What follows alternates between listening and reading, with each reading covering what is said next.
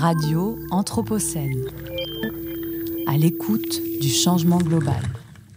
Bonjour à toutes et bonjour à tous, ici Lou Herman, en compagnie de Valérie Disdier sur Radio Anthropocène. Nous sommes toujours en direct, installés au Subsistance à Lyon, dans le cadre des journées métropolitaines de l'économie sociale et solidaire. Et nous poursuivons cette matinée d'échange avec une conversation consacrée à la question du logement, en compagnie de nos deux invités, Yannick Lecomte et Anne-Sophie Thomas. Yannick Lecomte, bonjour. Bonjour. Vous êtes urbaniste, également formé en entrepreneuriat social et en économie sociale et solidaire. Et vous êtes surtout le cofondateur de Copropriétaire, une initiative qui vise à construire une alternative solidaire et non spéculative à la propriété individuelle d'un côté et au locatif aussi de l'autre. On va y revenir. Anne-Sophie Thomas, bonjour. Bonjour. Vous êtes titulaire d'un master en droit immobilier et d'un MBA en gestion urbaine et immobilière et surtout cofondatrice et présidente de Gestia Solidaire. Bonjour à tous les deux et merci beaucoup d'être ici avec nous. Je vous propose qu'on commence par un petit temps de présentation de vos structures et de vos initiatives. Tout d'abord avec vous, Yannick Lecomte. Donc, vous dites sur votre site internet: Copropriétaire, c'est un peu le logement social, mais en étant patron, la location, mais sans payer dans le vent, la propriété, mais en moins cher et collective. Alors, qu'est-ce que c'est que la copropriété avec deux O? Comment est-ce que vous la définissez et peut-être quelle différence avec la copropriété traditionnelle? Eh ben merci. En fait, si on veut faire un peu plus simple, l'ambition, c'est d'être une forme de mutuelle de logement. C'est-à-dire de se réunir pour finalement être propriétaires en commun collectivement d'un parc de logements immobiliers, de financer collectivement ce parc de logements et puis aussi d'être solidaires justement sur la provision des différentes réparations, travaux d'amélioration du logement, etc. Et puis aussi d'être solidaires en cas finalement d'évolution de ce qu'on appelle souvent le parcours résidentiel des ménages, c'est-à-dire la vie qui évolue, la famille qui s'agrandit, la famille qui se sépare, etc. Tous ces moments de la vie qui, on le sait quand même, sont des moments de fragilité parfois très importants dans le domaine du logement, particulièrement dans les grandes villes. Nous, c'est à ça qu'on veut s'attaquer. Et ce qu'on pense et ce qu'on constate, c'est que souvent on va parler de la crise du logement, justement, mais on parle de crise du logement depuis le milieu du 19e siècle. Donc, je ne sais pas si le terme de crise est tout à fait adapté. Avec finalement deux phénomènes qui, alors évidemment, cette crise, elle a pris des formes très différentes des périodes à l'autre de l'histoire. Ce qui reste assez constant, c'est finalement une concentration de l'attractivité de nos villes et finalement de plus en plus de personnes qui se réunissent dans ces villes avec une difficulté à se loger. Et ça, c'est la course à la croissance de nos territoires. Et l'autre difficulté, c'est finalement, pour nous quand même, le modèle de propriétaire qui crée un problème dans le sens où finalement, c'est un accès à un bien de première nécessité, le logement.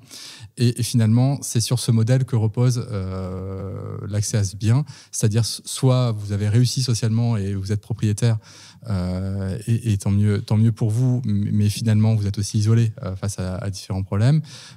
Soit vous êtes locataire et au final, vous financez un propriétaire et finalement, vous financez le logement d'un autre. Parce que cette personne n'aura pu capter cette ressource primaire et finalement vous serez obligé de le payer pour lui. Ça c'est un choix politique qui est historique. Hein. C'était même le ciment du contrat social inventé par Napoléon, qui perdure aujourd'hui, qui s'est beaucoup développé.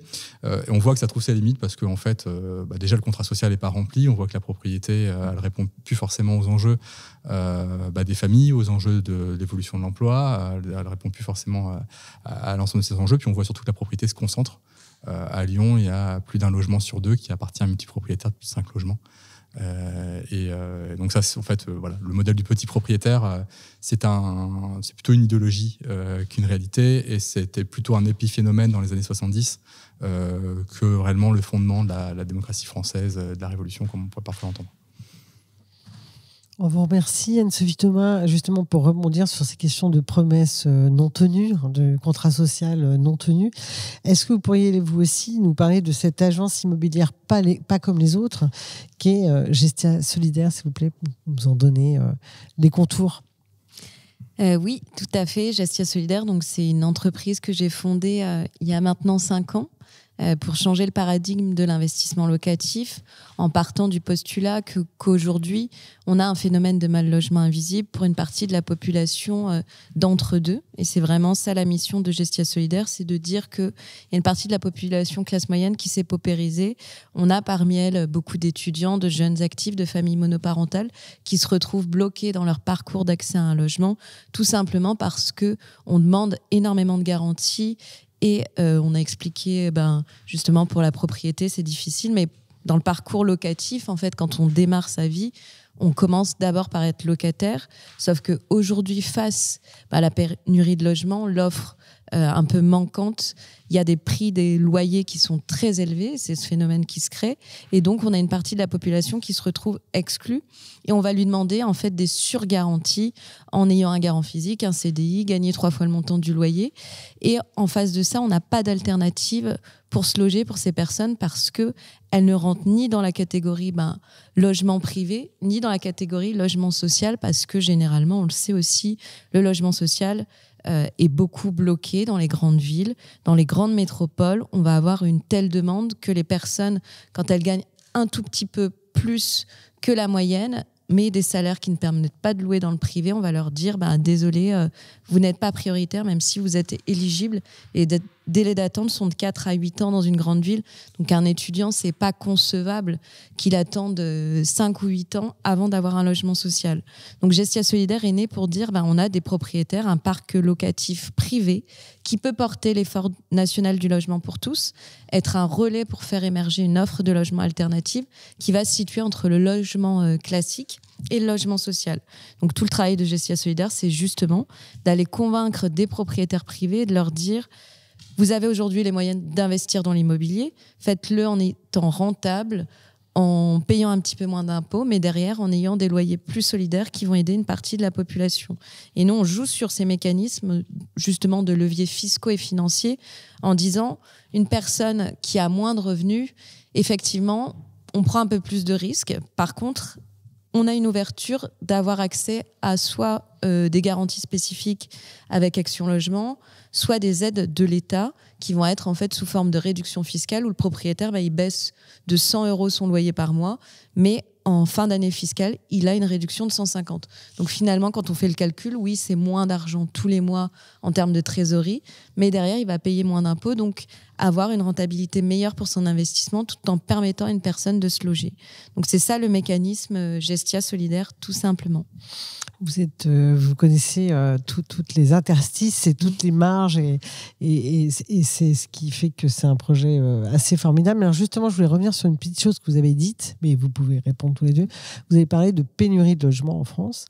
Donc cette pénurie, c'est quoi? C'est parce que vous avez parlé des questions des garanties qui sont de plus en plus colossales demandées à des locataires.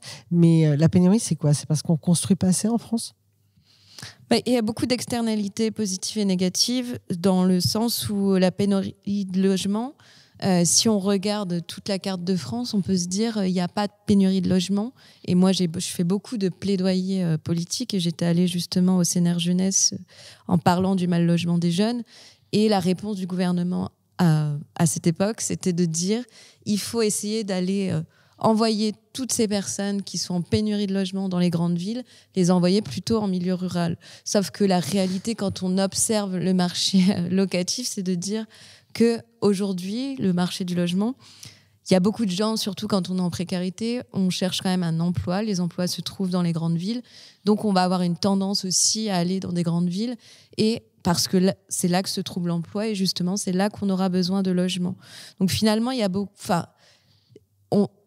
D'un point de vue structurel, il n'y a pas de pénurie de logement, mais il y a des pénuries de logement et une tension telle dans les grandes métropoles qui fait qu'on a une partie de la population qui est totalement exclue. Et nous, c'est sur cette catégorie de personnes qu'on travaille avec Gestia Solidaire. Oui, c'est sur les grandes métropoles. Oui. Et alors, pour compléter, si on revient à la situation locale, le contexte métropolitain lyonnais, c'est un peu le contexte aujourd'hui de ces journées de l'ESS. Est-ce qu'il y a des spécificités à ce contexte local? Je m'adresse à vous deux en tant que levier d'action possible, en tout cas peut-être depuis 2020. Nous, en tout cas, on est là aussi aujourd'hui parce que on a répondu sur le Fonds Innovation Sociale de la métropole de Lyon sur le sujet de capter du logement vacant sur les QPV en hypercentre. Donc, par exemple, sur la métropole de Lyon. Alors, les QPV, pour nos éditeurs et auditrices, c'est les quartiers prioritaires de la ville. De la ville. Merci.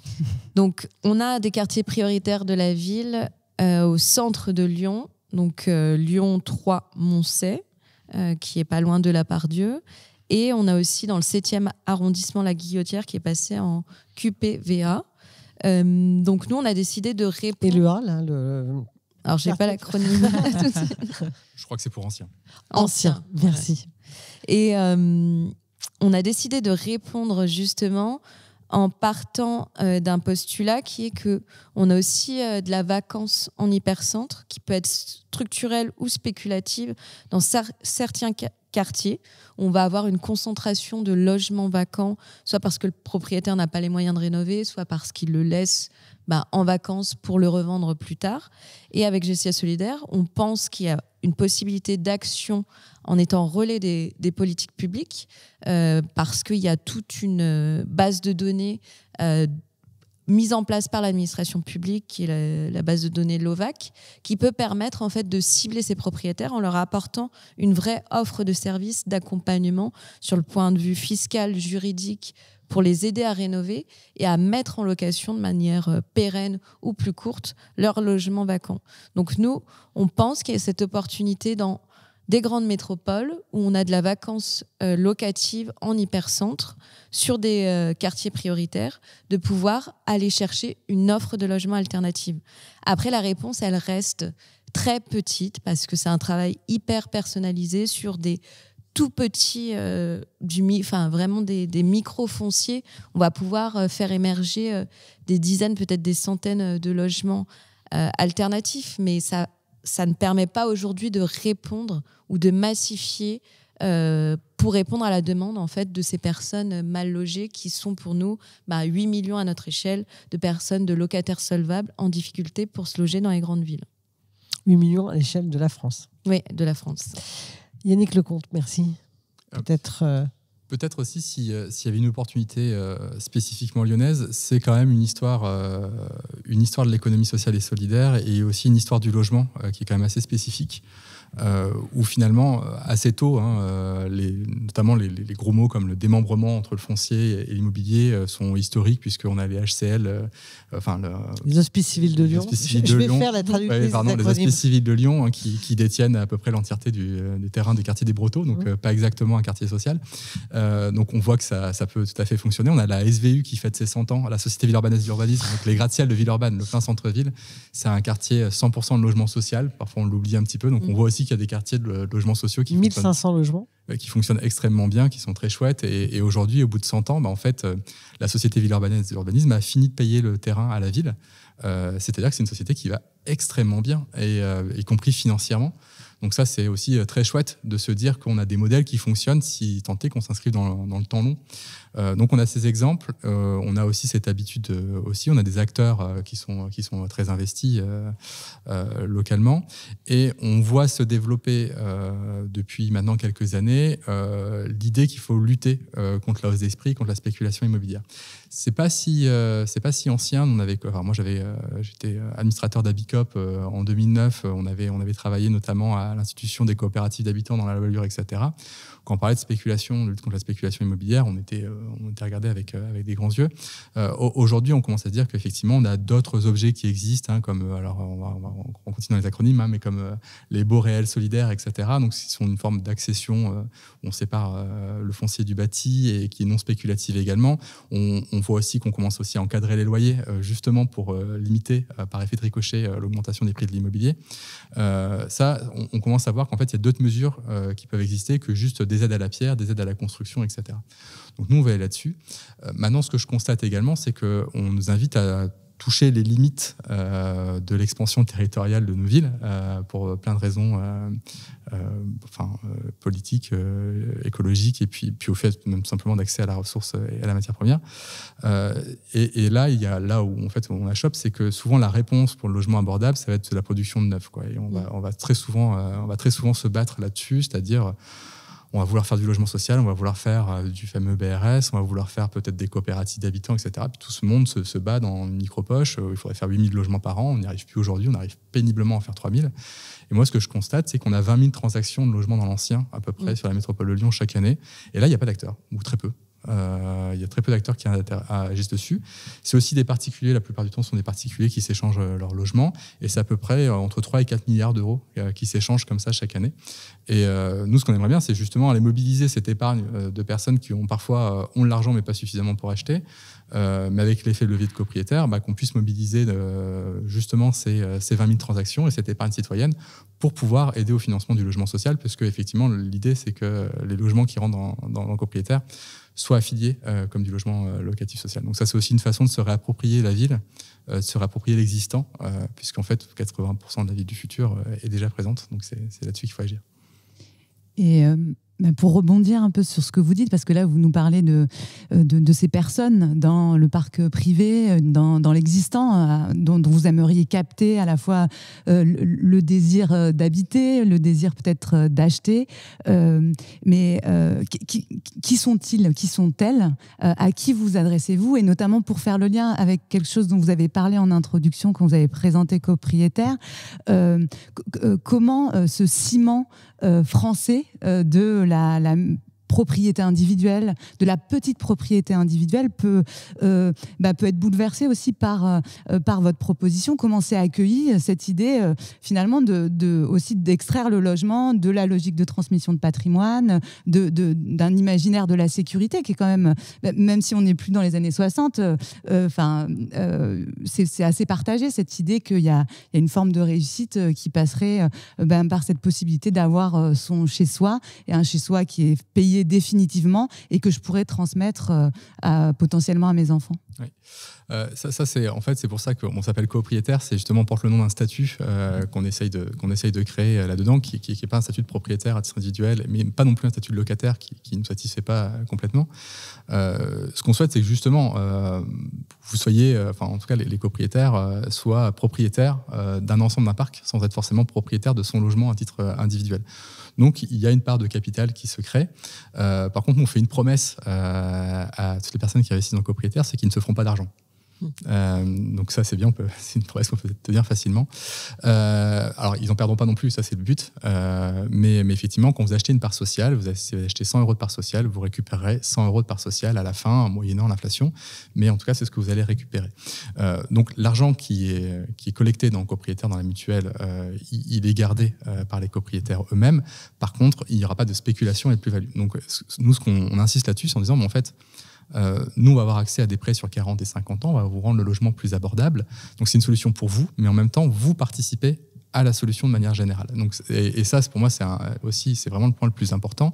C'est de se dire, quand on va au-devant des personnes pour devenir copropriétaire, c'est pas elles qui nous disent merci, c'est nous qui leur disons merci de participer à la solution. Et ça renverse aussi le statut du copropriétaire. C'est-à-dire que vous étiez locataire, votre propriétaire vous fait un congé pour vendre le logement. Là, c'est des cas concrets qui nous arrivent. On demande si le copropriétaire peut se substituer au locataire pour pouvoir acheter. C'est-à-dire que vous avez passé de locataire à copropriétaire, donc c'est déjà un statut qui est un peu plus intéressant. Et puis en plus, c'est pas eux de nous dire merci, c'est à nous de leur dire merci de participer, parce qu'en fait, ils trouvent une solution pour eux, mais aussi pour d'autres à l'avenir. Moi, ce que je constate, c'est au final, on avait fait un peu des études auprès de personnes. C'est oui, il y a un besoin de sécurité. Enfin, le logement, c'est un vrai sujet de sécurité. Puis on voit que là aussi, vous mettez le point sur un sujet, c'est que derrière ce loger, il y a des enjeux immobiliers, il y a des enjeux du bâtiment, etc. Donc en fait, on a des enjeux qui se détricotent comme ça. Oui, en fait, on a une sécurité à apporter aux ménages de ce point de vue-là. Mais au final, une fois que cette sécurité est apportée, le statut de propriétaire en soi. Et alors pour certains, en fait, certains juste renoncent à l'être aujourd'hui. C'est même plus. Et là, je parle même de ménages, effectivement, des actifs, etc., qui me disent mais de toute façon, je ne pourrais pas être propriétaire à Lyon, ou en tout cas, il faudrait que je parte. Voilà. Je pourrais pas avoir accès à un prêt. Aussi, ça c'est un vrai sujet. Donc en fait, c'est déjà mieux que rien. Nous, ce qu'on voudrait, c'est qu'on passe de mieux que rien à être fier effectivement de la solution qu'on porte. Il y aura des enjeux aussi à être propriétaire à Lyon dans les enjeux de transition écologique, etc. et à pas être seul dans son parcours résidentiel. Je pense que c'est aussi là-dessus qu'on réussit à proposer autre chose. Merci Anne-Sophie Thomas sur cette question des profils aussi des propriétaires qui rentrent en fait dans ces démarches d'un investissement locatif qui serait plus éthique, plus solidaire. Est-ce que c'est des logiques d'opportunité? Est-ce que c'est des gens qui adhèrent en fait avec l'idée de contrevenir à une spéculation qui produit du mal logement? Qui sont les gens qui rentrent dans vos dispositifs? Nous, justement, ce qu'on a ciblé, c'est de se dire il y a toute une partie de la population, de ces propriétaires qui détiennent la majorité du parc locatif, qui sont... à Lyon, c'est assez particulier parce qu'on a beaucoup de multipropriétaires, mais nous, pas forcément dans nos propriétaires qui s'engagent avec nous. On a plutôt des propriétaires qui sont dans des classes supérieures, CSP+, ont envie de donner du sens à leur investissement. Beaucoup de femmes, de personnes qui ont eu aussi des difficultés à se loger quand ils étaient plus jeunes ou constatent avec leurs enfants. Et en fait, se posent la question aussi de comment investir leur argent, justement le flécher de manière avec plus d'impact social, environnemental, et de le faire quand même dans un but de sécuriser. Nous, ça reste quand même... assez constant qu'un propriétaire investisse dans un but de transmettre ou même juste de ne pas être la caution retraite de ses enfants. Donc se dire, j'investis et plus tard, cet investissement va me générer un petit peu de revenus. Nous, on reste dans un modèle qui est un peu différent où le propriétaire est propriétaire à titre individuel. Et pareil, on ne lui garantit pas de faire une plus-value à la revente. Au contraire, nous, on vulgarise vraiment en lui disant le but de cet investissement, c'est de générer une source de revenus, d'avoir quelque chose quand même qui est équilibré, où la personne ne se met pas à risque en louant solidaire parce que c'est une réduction fiscale en fin d'année. Donc, si elle a besoin d'un revenu complémentaire tous les mois, des fois, ça ne fonctionne pas. On lui montre vraiment que l'immobilier... Elle va investir une somme d'argent, elle va la rentabiliser avec une partie des loyers, mais elle devra quand même avoir un effort d'épargne. Et derrière, si elle revend, effectivement, il n'y a pas une plus-value ou un système spéculatif, mais elle récupère quand même la mise de départ. Donc, elle a investi de l'argent avec l'inflation et ça ne lui a pas coûté plus cher d'investir dans l'immobilier. Et nous, on cible vraiment ces personnes-là. Il y en a de plus en plus. Et elles sont, nous, c'est une génération où nos propriétaires sont quand même assez jeunes, font des investissements à 25-30 ans. On a beaucoup de propriétaires de 25-30 ans qui démarrent leur vie professionnelle, commencent à avoir un petit peu d'argent et se disent, moi j'ai envie de participer à une économie différente. Et c'est ce qu'on vend, c'est vraiment une communauté de propriétaires engagés qui, à leur échelle individuelle, vont participer à faire émerger vraiment une offre de logement alternative. Merci. Pour compléter sur cette question des imaginaires, quand on parle d'habitat en coopérative, vous avez parlé d'Habicop tout à l'heure. Moi, j'ai un peu des stéréotypes et des images aussi dans ma tête, des images de communauté qui me viennent avec cette idée que c'est pas seulement une alternative à la propriété, mais carrément presque un projet de vie communautaire où on fait tous la lessive ensemble. Je crois pas que ça soit ça, copropriétaire. Vous n'êtes pas une coopérative d'habitants. Non, effectivement. Moi, je viens du milieu des coopératives d'habitants. J'en ai moi-même, j'étais même tenté d'en monter. C'est super, c'est un très beau projet de vie, même si on n'avait pas prévu de faire la lessive ensemble. Mais voilà. Mais c'est effectivement, il faut savoir qu'il faut trouver soit un immeuble, soit un terrain. Il faut se lancer, il faut se réunir. Il y en a pour à minimum 5 ans du projet. C'est une très belle aventure humaine, mais il faut que ce soit votre projet de vie. Copropriétaire, on part sur quelque chose de finalement beaucoup plus simple et beaucoup plus intuitif, c'est de se dire, la majorité des gens achètent leur logement sur le Bon Coin, sur Se Loger, etc. Et nous, c'est exactement ce qu'on leur propose de faire, c'est-à-dire aller sur les petites annonces. Ensemble, on définit un budget max qu'on peut tenir. Allez sur les petites annonces et puis trouvez-vous votre logement et achetez-le. Donc ça veut dire qu'on aura des logements un peu partout dans le parc existant, dans ce qu'on appelle le diffus quelque part, mais dans du logement à l'unité. Donc les copropriétaires seront ensemble propriétaires d'un parc, mais pas forcément voisins. Même si par contre nous on a un enjeu une fois qu'on a fait ça de comment on crée quand même un esprit coopératif sans être dans de l'habitat participatif, et ça il y a un enjeu de proximité humaine et de proximité géographique pour que ça puisse tenir. Donc effectivement il y a une partie du loyer qui est une forme de budget participatif qui leur servira à ce qu'ils voudront bien faire d'ailleurs.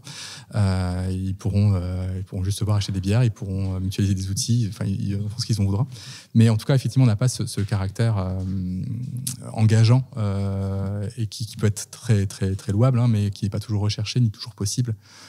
Quand vous êtes seul avec vos enfants, vous n'avez peut-être pas la bande passante pour pouvoir monter un projet d'habitat coopératif. Par contre, ce projet-là, il pourrait complètement répondre à vos besoins. Et nous, c'est ça qu'on cherche, en fait. J'ai juste une dernière question avant de clore, et en plus je vais vous demander d'être très performant parce que vous n'aurez pas beaucoup de choix.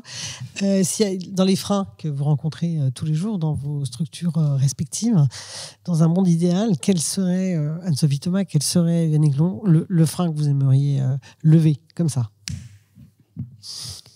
Le frein principal, c'est de pouvoir vulgariser ces modes de fonctionnement qui sont différents peut-être de l'économie immobilière dominante.